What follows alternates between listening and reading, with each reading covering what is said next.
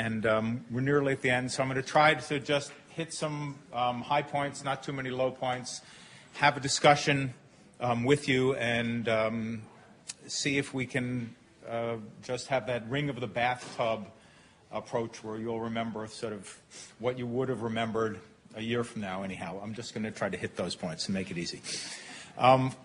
First, I want to thank the Hewlett Foundation for giving all of us this wonderful opportunity.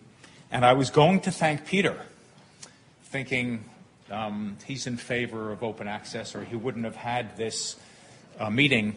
And then he came up to me this morning and said, oh, it was you who put those Creative Commons buttons up at the front desk. And that's okay then, because I didn't know who'd done it. And then as he said that, I realized we all have this impulse, both of us, for openness and for jealousy and proprietary feelings and control. And that's really what I want to talk about, basically. I presume you all know a little bit about Creative Commons. And my background is I was a lawyer. I've made some documentary films. I've done some business work, and I was the executive director of Berkman Center for a little while. So here is an image, and I might ask some of you to guess what it is, but it's electron microscopy by a close friend of mine named Christian Sardet. This guy here. Oh, no, where is Christian? There's Christian over on the left. Christian Sardet is the chef of the Station Zoologique in Villefranche-sur-Mer, right near Cap Ferrat. He works, no matter what his problems he's had that I'm going to tell you about, he works in a place that all of us would envy. It's a Napoleonic barracks right on the water overlooking Cap Ferrat, where he's a zoologist and microbiologist. And he's run that place for many years. At the conception of Creative Commons, we thought about a couple of questions. First, I want to read you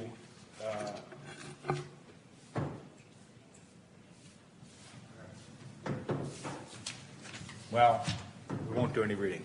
The point of Creative Commons when we got started was to solve what looked like a simple problem that might be difficult to solve, which was there's all this material on the internet, and what if you don't want to assert a maximal copyright position? What if you want to let other people use your work? What if you want to share it in some way? What if you want to find that work as a licensee, potential licensee, and what if you want to be a licensor? And particularly in educational use, this seemed like a really important thing to do. So when we got started, we had lots of concerns. One was, how would we support ourselves? That question remains. But there were three others that faced us. One was we thought we would have, or we were concerned that we'd have big problems by infringement by the licensors, not just by the licensees, that is, the people who put the work up. They would put up work and claim that, oh, actually, I wrote Sympathy for the Devil, and everybody can use it.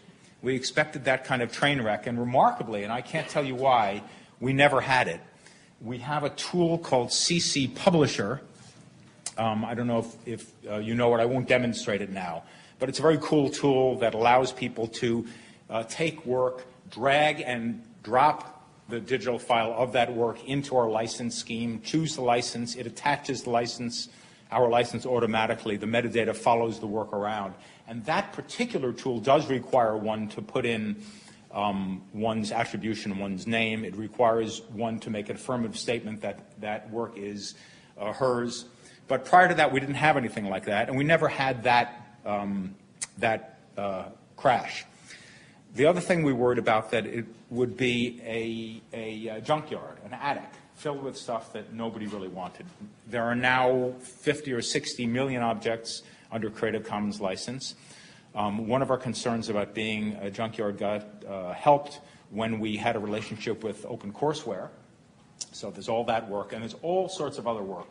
So mostly, I feel we've solved that problem. And then I felt particularly that it might just be the world's biggest XXX rated site. And here it is.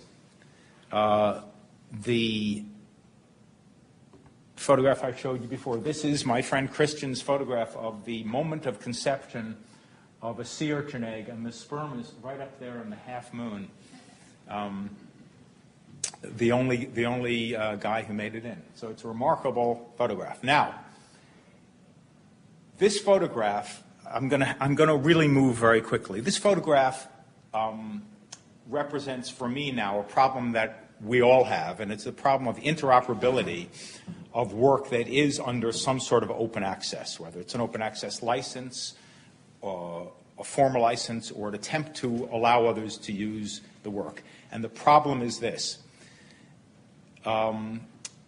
Not all open access or public licenses will legally interoperate with each other. The simplest example might be Wikipedia. We learned a couple of things in the last few days. I'll just reiterate them for you. We learned yesterday from Professor von Hippel that Edison invented the Camelback rehydration unit. Did you all get that? Did that go by? Right? And we learned today that another of my heroes, Yochai, plays with Barbies on Wikipedia. Wikipedia and Creative Commons licenses, the Wikipedia license and the Creative Commons license, or the license that Wikipedia is licensed under, the GNU FDL license, and the Creative Commons share-alike attribution license do not interoperate. So that if one wants to take material from Wikipedia that is openly licensed for you to use and even make derivative works from, and a Creative Commons license, and make some kind of work from that, they actually don't work. You wouldn't have a competent license to be able to do that. You wouldn't be able to trust it. Maybe you could do it at home. Maybe you could do it for your class, your fifth grade class. But if it went somewhere, you could end up having problems because the two of those things don't operate well together. So that's one problem from my point of view that we have to solve, and it's a very, very hard thing to solve. One person who didn't solve it is my friend Christian Sardet, who made this photograph. Christian, and he was trained at Berkeley, by the way, so God knows he would have tried. This is the website that Christian's work found its way to. Can you read it more or less? This is a creationism website. Astounding evidence for young Earth, dinosaur puzzle, an explanation, a 2-minute video of the St. Helens exploding, which proves that the Earth was created just a little while ago. And at the bottom of this thing is Mount St. Helens. I tried to watch it, but I couldn't. At the bottom of this is Voyage Inside the Cell, right here. Christian's documentary, which is being used for a creationist viewpoint.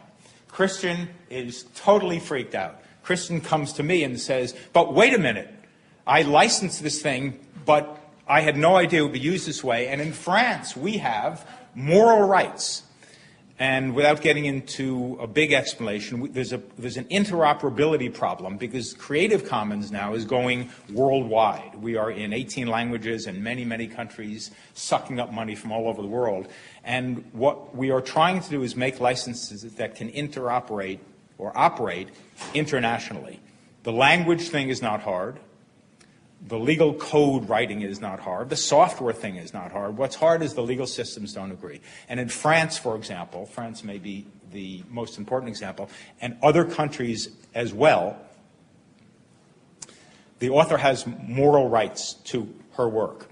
And in England and other countries, one may assign those moral rights, waive them away. But in France, one may not. There's nothing that Christian could have said in his agreement with his publisher, who made the license to the creationist guys. There's nothing that Christian could have said that would have allowed them to use in a way that brought him ill repute, et cetera, et cetera, et cetera. So he's got a question. He's got a legal question, and he's a lawyer, which may be me. We'll deal with it.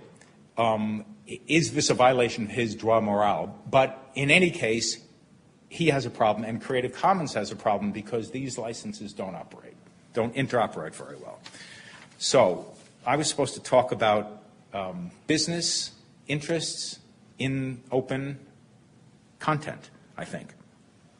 Here's what I think are some of the things that we need to look at if we want open content, open access to operate decently. In the older model, the proprietary model, business depended on exclusivity, monopoly, sometimes uniqueness, customer loyalty, customer adherence. Have you driven a Ford lately? And need. There still is need. And now there's a new game. And for me, the new game, there's been a lot of discussion about this already, but here are some things that I don't think were emphasized from my point of view enough. Ease of use and user experience. Who's better at that, the for-profit side or the open access side? We've seen some good examples here of ease of use, but I would say so far the open access side is lagging. Interoperability, search, metadata, typing. By typing, I really have two meanings: the typing in the metadata and the typing, the categorization. It might be that open access people have a big advantage of that because, as Yochai and others have pointed out, so many people can work on it. The entertainment value of the material and the site and the way it's used. And I'm sorry to say that my conclusion is that entertainment value is becoming more important than anything. How entertaining it is, our minds are getting trained to want faster and faster gratification, faster cutting. I'm very convinced of this by neuropsychologists who I talk to. People have only been reading for about 5,000 years. The brain apparently wasn't meant to read. It did okay decoding some symbols, but reading was a very hard thing for it to do. It got optimized over a very short time to be able to do that, I'm told. And I think that we are now getting optimized for quick gratification. For whatever reason, people love to drive automobiles. You hardly find anybody who doesn't. Every once in a while you find somebody who doesn't. And there's some same kinesthetic feedback mechanism in accessing material in a certain way. The people who are making for-profit work are much better at doing that than people who are making open access work. They are training us to want their work better. Our kids are being trained to want that. And they are not being trained to go to libraries. As much as I love libraries, since this is going to be open to anybody, including my wife, I have to be careful saying I love librarians, but I do.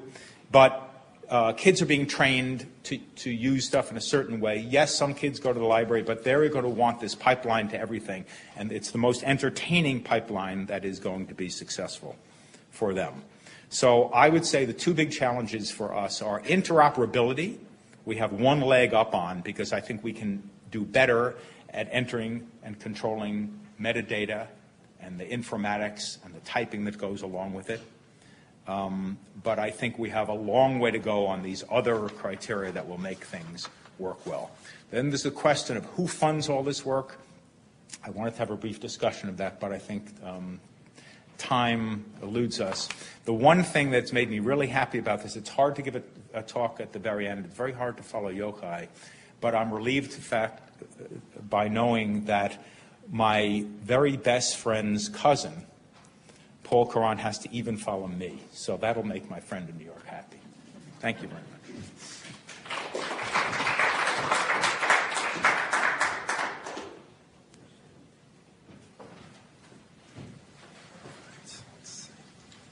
I'm just going to close it. Get out of your way. Yeah, you can just let that fall.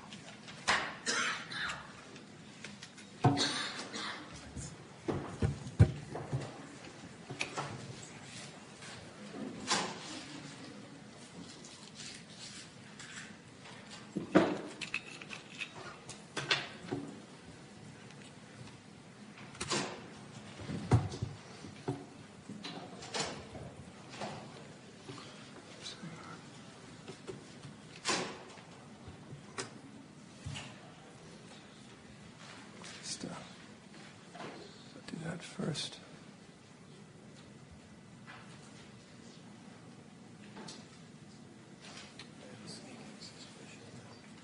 Yeah? Do Does it automatically down-res, or do I have to change it? It's up to the laptop. Oh, that's interesting.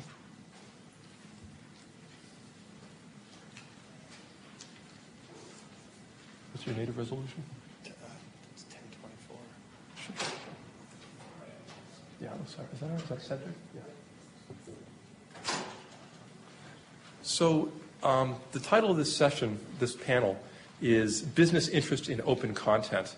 And that's I'm using on a wide variety of levels, not the least of which to me personally, because I suddenly become the guy representing business, which is a new phenomenon for me. I'm working at Fujitsu Labs of America, and it's the sort of American outpost of Fujitsu's, which Fujitsu is a giant company. It's practically the size of IBM, and it's their kind of American outpost of their research lab. And part of, well, I'll get into this in the presentation, but what I'm hoping to do today is, in relatively few minutes, because I know it's late, derive some overarching principles that I think are driving some of the phenomena that we've been talking about today. And this is from a business perspective, at least as well as I can muster one. So my title, Outsourcing, Tomatoes, and Digital Piracy, should hopefully evoke the notion that there must be some underlying principles that are uniting these seemingly disparate things. So again, Fujitsu Labs, part of a large corporate research lab. We invent new technologies. We find new ways to use old technologies.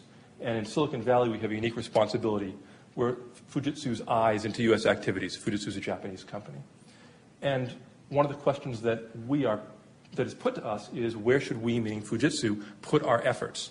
You know, scan out across the world of information technology and say, what do we do? What are the hot spots going to be? So this leads to the question about prediction. You know, we all like to try and predict the future. But what does the notion of prediction mean in a business context? There's been lots of prediction going on today. I have a slightly different take on prediction.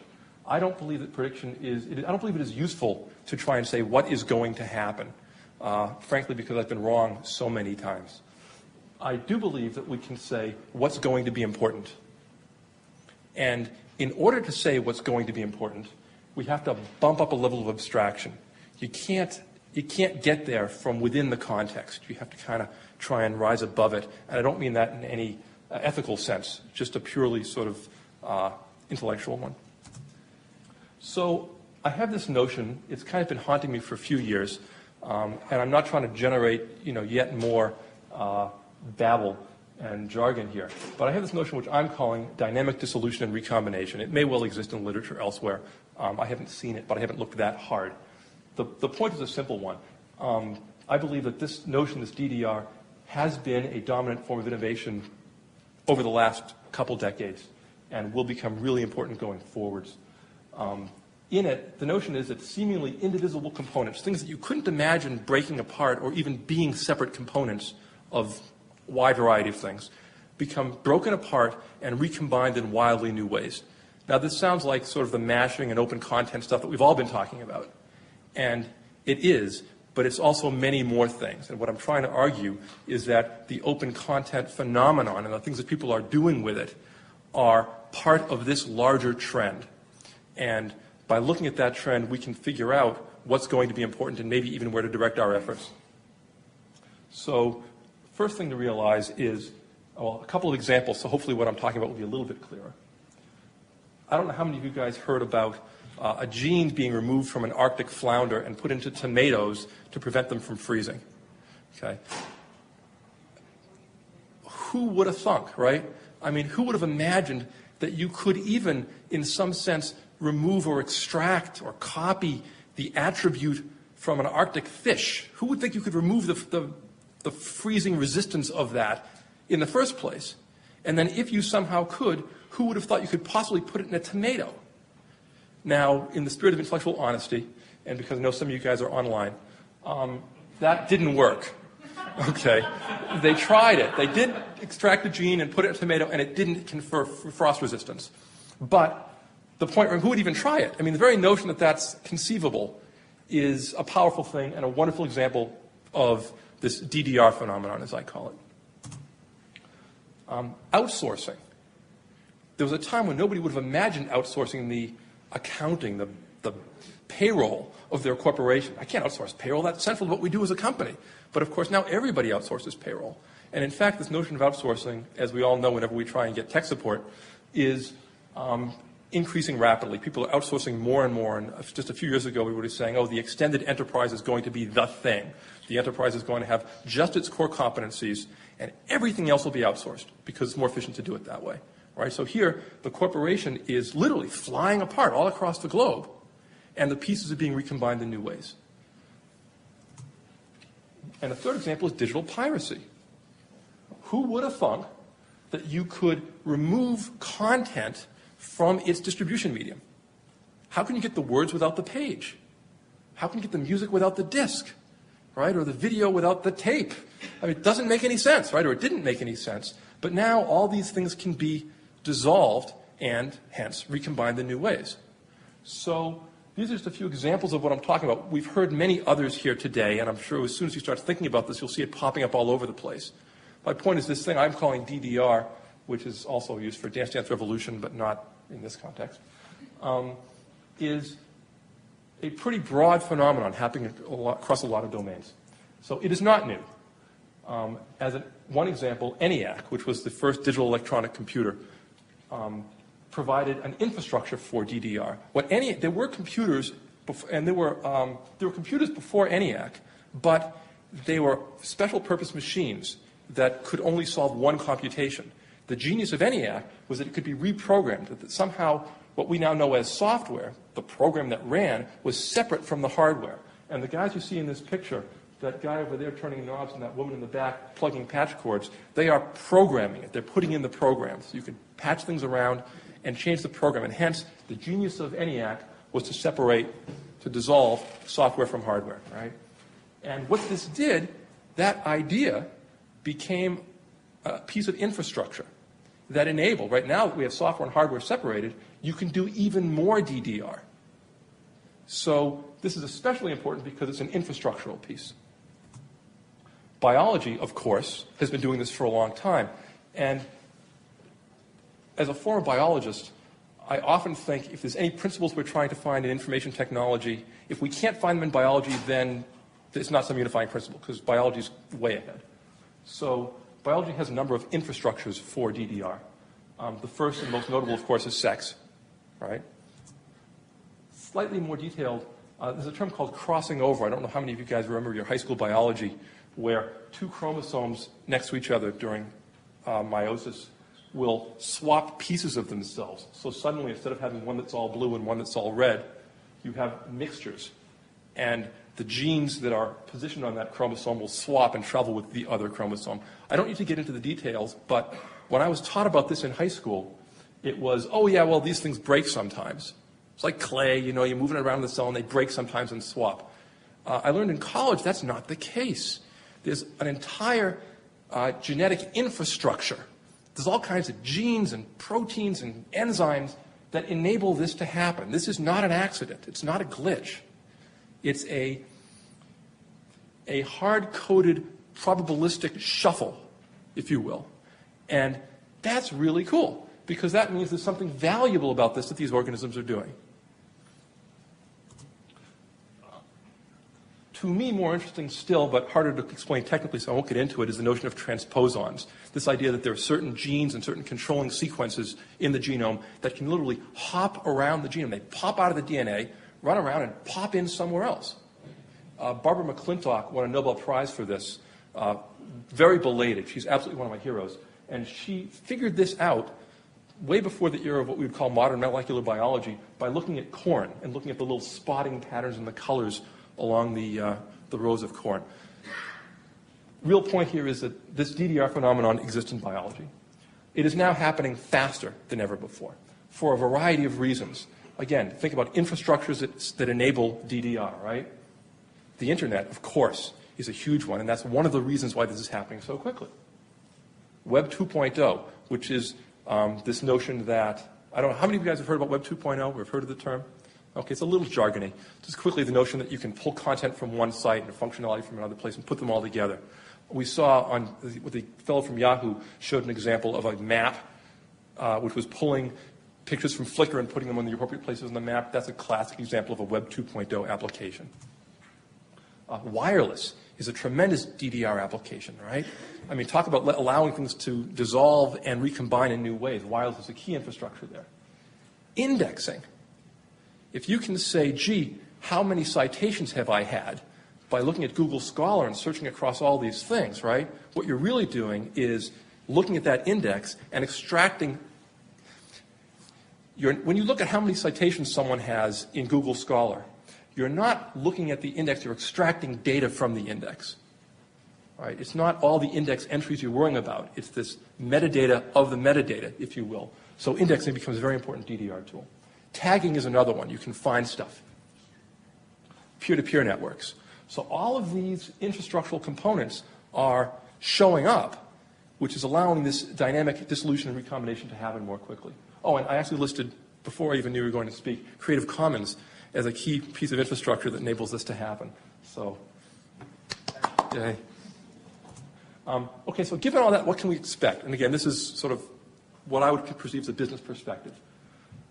The universe, this ubiquitous computing vision of wireless sensor networks everywhere. I think we can expect that kind of thing to happen because it's very consistent with this trend. Web pages composed of content and functionality from elsewhere, right? The Web 2.0 vision. Digital cameras exploded. What I mean by that is just sort of this trivially obvious thing once you're looking at the world this way. Why should the storage and the controls and the lens of a digital camera be in the same place? We have wireless, we have Bluetooth, there's not that much data involved. I could have the lens on my glasses, the controls in my pocket, and the storage on the network. I mean, there's no need for these things to stay in one piece. And that's, again, sort of a trivial example, but I'll bet we'll see that one. More automated leveraging of indexes. Lots of data in those indexes, lots of cool ways to use them. I don't think we've done enough extracting of metadata from indexes. And finally, of course, ever more digital remixing and mashing, right? So I'm not just saying, oh, yes, everybody's going to remix, which is one of the things we've been hearing a lot today. That's not news. What I'm hoping I can say that's news is that this is part of a trend. So business perspective, okay? I believe that the technologies supporting DDR are good. Now, I don't mean good in any moral or ethical sense. This is a business perspective, right? I mean good in the sense that they will capture market share. They will make money. They will be rewarded. And a few of those are open content, user participation, both legal and technical. Right? These are sort of infrastructures that support these things, right? Sampling and content fragmentation. Fragmenting is one of the components of this. We heard someone earlier today, the fellow from from Berkeley, talking about how they recorded all the stuff in reel. And now when you want to fast forward in reel or pull a piece of video that has been encoded in reel, it's really hard to do. That's bad because it doesn't support content fragmenting. Right? A lot of videos that were stored in Flash, if you don't save all the original components that made it, if those aren't somehow attached to it as metadata or something, then content fragmenting becomes hard and you're fighting against DDR. Spatial dissolution is a function of wireless. And although it's way out of the scope of this group and frankly of what I do, biotech is going to be very important. Technology supporting DDR. So what's bad? And DRM is bad, digital rights management. It's just flying in the face of this trend. Now, I'm not, again, imposing any ethical position whatsoever here. I'm just saying you're fighting the way things are going, and it's going to be harder to deal with. Any kind of centralized, integrated model, I think, is going to be hard. We have all this content. Come pay us, and you can use this content on a pay-per-view or on a subscription basis. I think if it's this sort of walled garden model, it's not going to work. Something I'm calling the whole UI. We've had some issues where someone has a hard-coded user interface, and you can't pull pieces out of it, and you can't get in and modify it. We heard how much the gamers like to tweak their user interfaces. I'm sorry. It seemed to me when I was hearing that, these gamers are crazy about this game, and they want the little right arrow in a different place or something. That's not going to stop them from using the game, but they're still thrilled when they can. So these whole indivisible UIs, I think, are going to start to go. Indivisible content, which is what I meant when I talked about Reel and the Flash stuff earlier. And proprietary standards are also fighting against dynamic dissolution and recombination. So that said, I would argue that we need to be prepared to embrace a lack of control because you can't hold it together, right? The semioticians have been telling us for a long time that the center will not hold. I guess it's time for the business people to say the same thing. So with that, I think we can open for a few questions if there's still time. Thank you.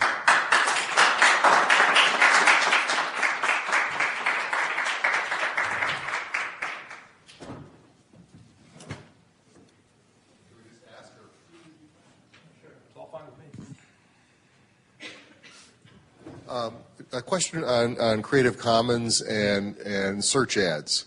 Is there an inherent conflict between the two? So in other words, things that are licensed under Creative Commons, could they be paid for through search ads, or is there some sort of inherent conflict there?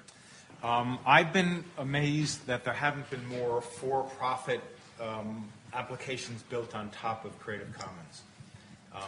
And there are a few, and there probably will be more. There are lots of ideas floating around. Creative Commons protects its licenses carefully. That is, if you attach a Creative Commons license, you're really supposed to say so. And we don't allow people to change the licenses. But there's absolutely nothing to prevent somebody, say, from developing a best of Creative Commons licensed material, attaching ads to it, and or requiring a payment to go to the site, as long as what the Creative Commons licenses mean and how they're attached are preserved. So one of the things I wanted to do, we just clearly won't have time. I was hoping to have a discussion among this group who contain many Creative Commons at least people interested in how Creative Commons will support itself, because up until now we've been supported generously by Hewlett Foundation, by Omidyar, by MacArthur, by formerly Red Hat Foundation for the Public Domain, but we need to be able to support ourselves. We've gotten some donations, quite a few from individuals, but that's not going to work. So into the future, although we are only building tools, and they may be effective tools, we need more money to do what we're going to do. I'm not saying we're going to have relationships with commercial entities, but I think Creative Commons at one point is going to be open to ideas. Just to confirm, so we're not talking about commercializing the content, we're talking about monetizing the traffic that goes to that content. Well, I mean, when you say we're not talking about it, reminds me of the Glenn Gary, Glenn Ross line. You know, we're not really talking about this. No. I'm sorry. It was just an expression. What I mean is that we're not violating any of the Creative Commons terms by selling the traffic that goes to the content to sponsors who are interested in people who are interested in that content, which is the commercial television. Yeah, model. you know, it would be a mistake for me to give a specific answer or a general answer to a specific question or a specific answer to a general question, being a lawyer. But generally, one could certainly think about that type of thing, and there would be in my opinion, there would be ways to do it that wouldn't violate the Creative Commons, our intellectual property, literally, in our brand. I think there would be ways to do it, okay. and people should easily think about it. Yeah. Thank you. Any one last question? All right. I'm curious to know how Fujitsu, in particular as a Japanese company, is responding to your recommendation. Have they heard it? We're going to email it to them right now. Well, I mean, when I sit here, I would sort of present my latest thinking. This really is my latest thinking. And my manager is kind of excited about some of these ideas and has asked me to write it up. He says, oh, yeah, just write that up. And when I sort of blanched a little bit, he said, it can be a short paper. So that's in the works. In general, though, it was very sweet. In general, though, when I make recommendations at this kind of level of abstraction, they are well received. I mean, Fujitsu Labs is an R&D arm. They get a lot of smart guys. It's been a real treat working there. I think you have to work the everywhere girl into the DDR presentation. There we go. May I ask myself two quick questions? Right. Thank you. Okay, so one quick question I have is, are we not all aware that my friend Christian, the microbiologist, desire to control how his work is used is not so different from Sony Pictures' desire to control how their work is used. Different, but not entirely different. And then the second question I have is, what is Science Commons? And the answer is Science Commons is a new project which is part of Creative Commons, which is devoted to looking at the over-proprietization of work in science, and it is somewhat separate from Creative Commons because we work in patent and in other areas. So Creative Commons can be thought of as the cultural commons, and Science Commons thought of as more devoted to patents. When I have talked about Creative Commons before, and when my kids were younger, they heard it as Creative Commas. And so they do the mini-me thing, Creative Commons. So that's it. I think we need to cut this one. Thank our panel, please.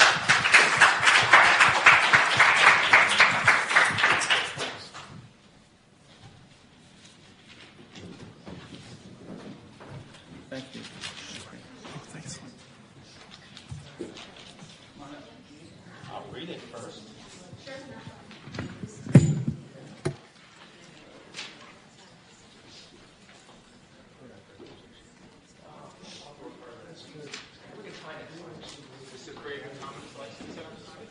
Just for a couple minutes, I want to say at the beginning of this panel that all of the presentations and remarks will be made available from this meeting will be made available within 1 week, and the distribution rights will be opened within a few days after that, the open distribution rights. I have to save a few minutes at the end for thank yous, and I want to save the idea of paying for real things with virtual dollars for another time. I thought that was pretty good. Still contemplating that. That's right. So it seems to me, at least, pretty clear, seems definitely more clear today than it did, say, Sunday, that cooperation or kind of DNA-type crossing over between commercial and non-commercial, public and private interests will be accelerating.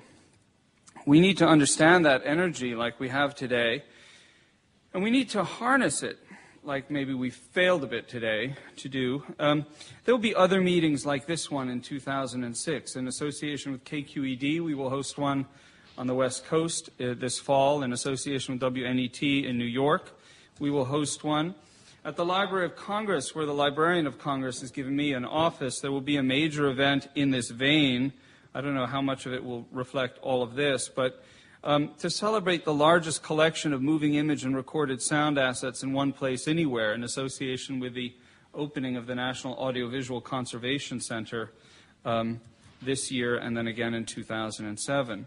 There are also going to be some open production initiative meetings, which are kind of small little clinics or case studies. We did one in London involving a number of different cultural and educational institutions and different broadcasters, including BBC and Channel 4, National Archives, and others. We will do one in Ottawa, and we will do one in Washington. And these involve specific case studies from content at a number of different institutions, how that content can be kind of purposed and repurposed in the most open of ways.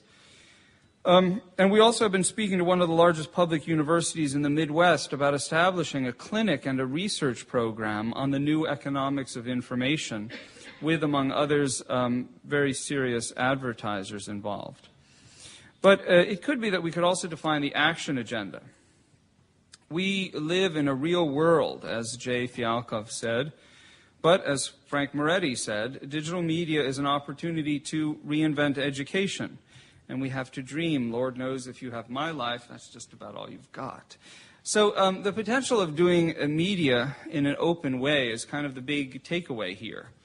There's an enormous opportunity to capitalize, and I do mean in a strict sense, capitalize, on what Yochai Benkler has called an enormous pool. He's written this in another context, an enormous pool of underutilized, intelligent human creativity and willingness to engage in intellectual effort, and specifically to capitalize on sort of distributed production, imagine, to get the right subject going on a public documentary, and then asking a community to transcribe interviews that you've done, or digitize stuff, or participate and send in stuff to be part of the overall online environment. There's a self-optimizing quality to this kind of distributed production, and I think that's kind of the most interesting takeaway of all of it. It just kind of gets better the more people are doing, and we've heard about that from Jim Sawicki. Again, it's counterintuitive, but it seems to be true. And while there's been a lot of talk about justice and fairness and various holy grails at our meeting, it would seem to me that if we pursue some of these new models and deploy certain of these processes in education, we might be able to get to a place that approaches truth, which is another kind of ultimate value, scientific truth, historical truth, political truth, and even personal truth, God forbid. All right, well, that's what I had to say. So.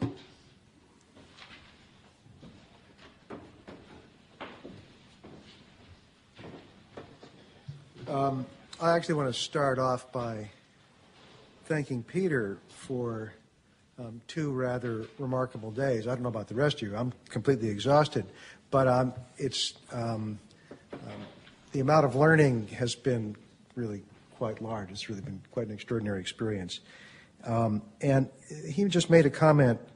I'll get coherent shortly, but before I do that, I'm going to make some random comments. About the power of distributed, I think the power of distributed production. And I really think that is the quasi-holy grail here, right? There is this enormous power of distributed work.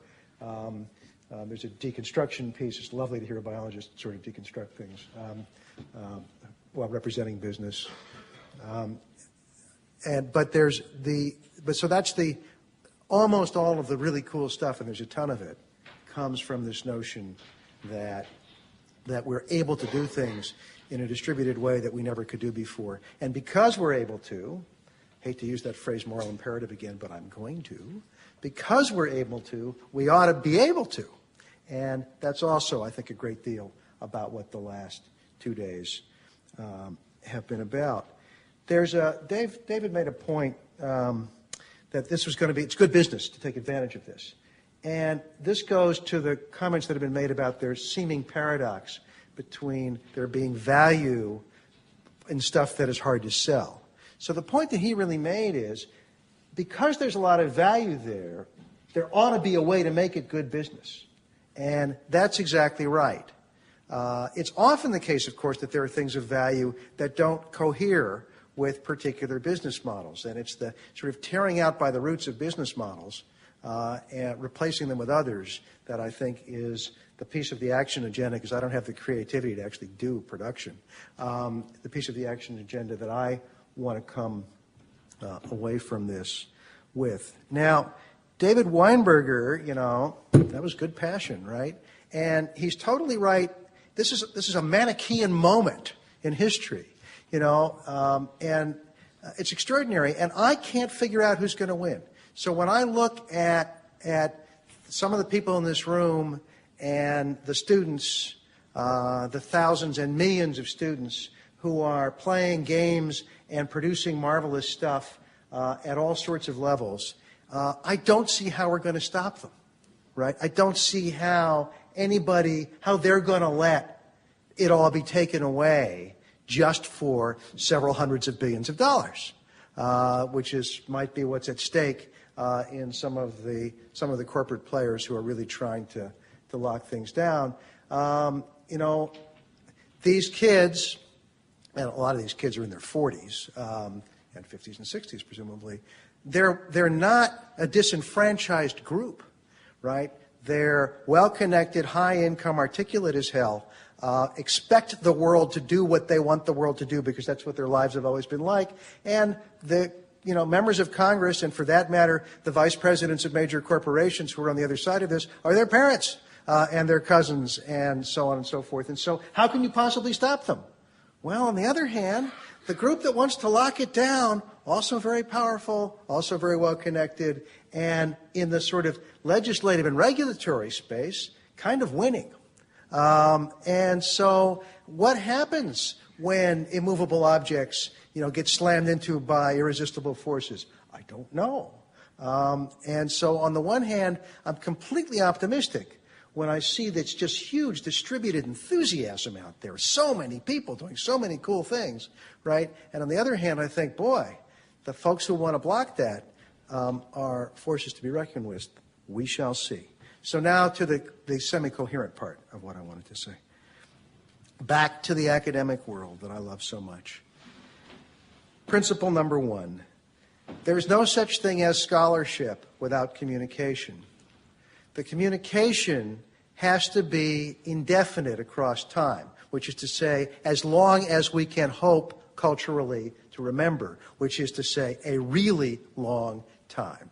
And only libraries and archives, and in fact only the best of libraries and archives, get it about what that means. And so there's a piece of the action here that we actually haven't talked about so much because we've been talking about contemporaneous issues, which is vitally important, boring as hell, very hard to pay for, and we have to make the case. You can actually make the case. You make the case by hitting the audience that goes to the Smithsonian, right, and goes to the National Gallery and goes to the National Archives and cares about the history of the world and say, look, the history of the world that you grow up in is not going to be available to you unless you make it so. But that's going to be hard work. This is exactly the problem in a different space of saying this thing of great value for which there's great demand, we have to figure out how to articulate the demand. And so that's how actually the scholarly issues and the cultural issues come into play together, because obviously in the humanities and social sciences, the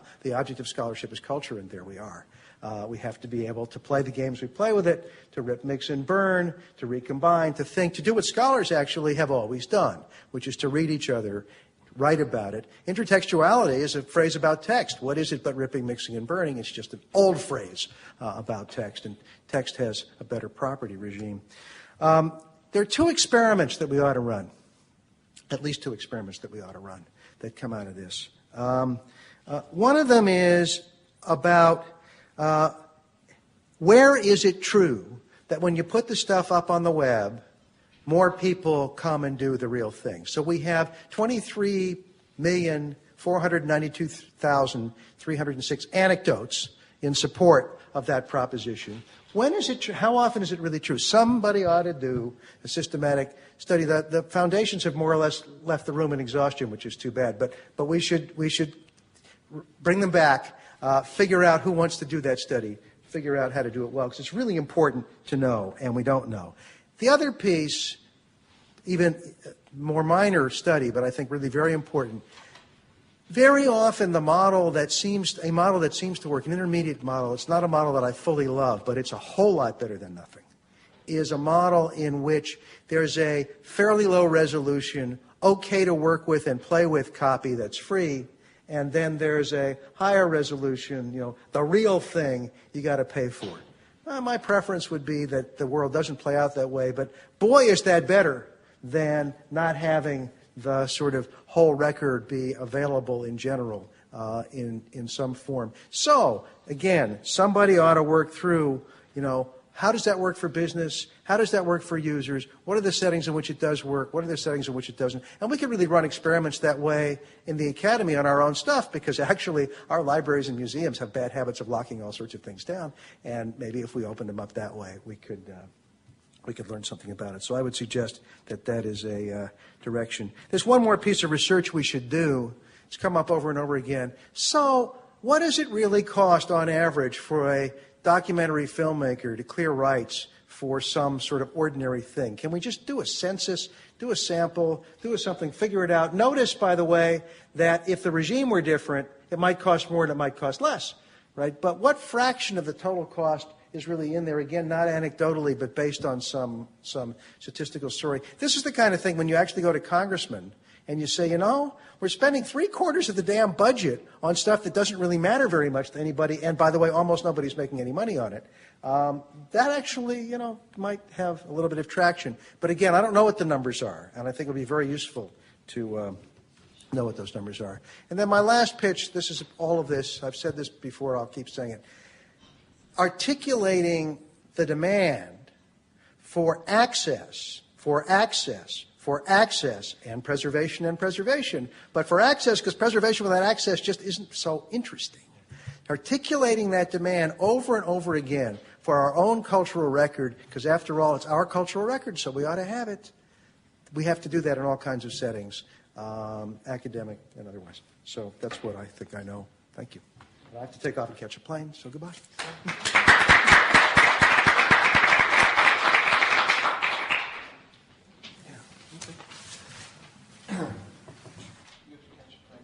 I have to catch a plane too, but not quite so quickly. I just jotted down a few thoughts, the previous speakers just touched on a couple of them, which is quite handy. The first is that something that really has struck me is the way that many people in the cultural sector face both ways in this between really caught in a dichotomy between trying to make as much freely available as possible, the mission to educate and inform, coupled with the need to generate income. And we heard that from the Antiquarian Society? Yes. Oh, yes. And sort of that really struck home again, because I used to work in a very small institution faced with exactly the same problems, whether or not there's public funding. So that's one thing. Another was that I feel that the content that we've got in our sectors just isn't used enough. And one of the traps that picture researchers fall into, or media researchers, I guess we should call them, is using the stuff from the places they know and the clips that they know, and it's the same old things recycled in slightly different ways. Whereas the huge amount of stuff that we've got that's ready to be unlocked, we can really get out there by making freely available in some ways, ready for commercial reuse. And I think that's something that probably hasn't been touched on very directly. Something else I think is important, and this is something I particularly write into my European documents, is the words cultural diversity. And I think, again, too much of the content we have in our sector that is the traditionally used stuff is that sort of conforms to particular norms. And we're not looking again at our collections with different viewpoints. And I think opening up the content, bringing our users in to use it, is certainly helping with that. Certainly there's some projects going on in the UK that have done precisely that, getting communities in to look at the contents of archives. A fantastic project called Moving Here by the National Archives in the UK, and getting the responses from people across the globe on the impact that their community has had when they moved to the UK, and vice versa. And then I think my last point is somebody, I think might even have been Peter, said they saw CHIN, the Canadian Heritage Information Network, as an executive producer. And for me, that's one of the really interesting things as well, because we have a particular experience with some of our broadcasters who come up with an idea, they talk to us and refine it, and then they say, oh yes, of course we'll do this, that and the other. Of course, that's the whole basis on which we'll go into this production. And then it goes into production, and the editors and all the people actually involved in making the day-to-day bit of the programme lose sight completely of everything that was agreed beforehand. And so what comes out is something actually that nobody is very happy with, and the process is often quite or not as happy as it might be. Whereas in the new converged agenda, then cultural institutions can be producers too, just like end users, just like ordinary people. So where is, and this is something I asked in my presentation, where is culture.tv? Where's that new model, not just in terms of sort of making it easier to produce public service broadcasting, but also how to get a cultural sector view broadcast and a voice in broadcasting in the widest sense of the word, in the sense of the word that we will be seeing in the next 5 years, not the traditional model that we have, certainly in the UK, of mass market TV programmes over a very crowded 5 terrestrial channels. I think at that I'll leave it at that. Thank you.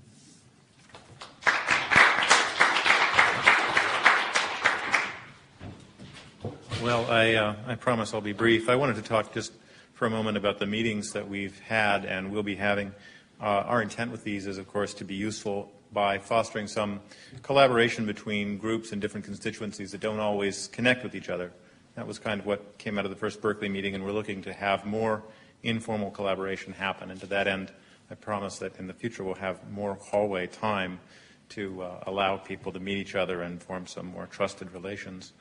I think post-meeting, if we can have these discussions coalesce into plans and an agenda, that will be another good outcome from this meeting. And to that end, we're going to be adding not only the content from the meeting, but some online collaborative spaces where people can share some of their thoughts and look at some of the presentations that have gone by and comment on what's happened. We're not well set up with lists and so on.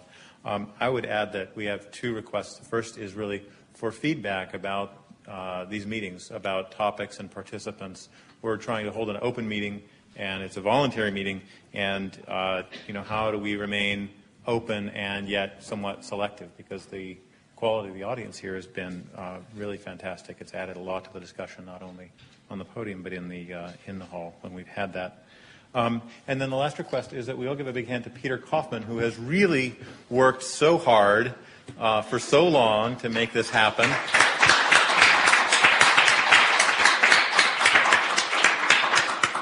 And with that, I'll turn it over to the man himself.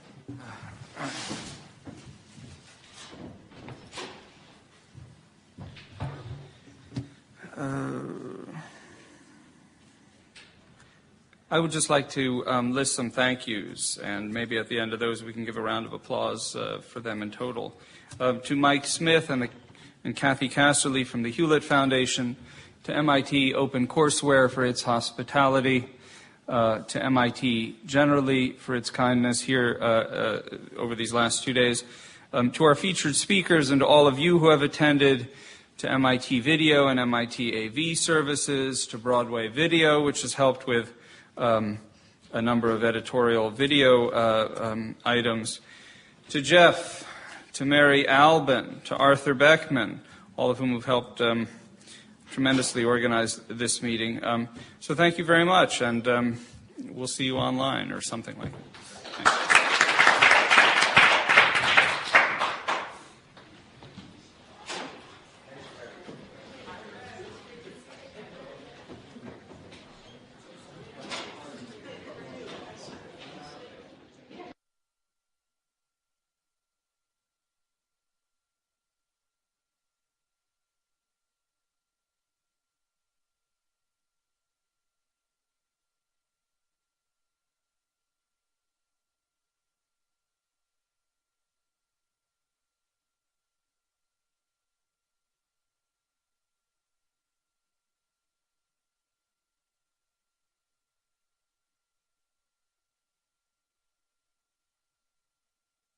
Thanks.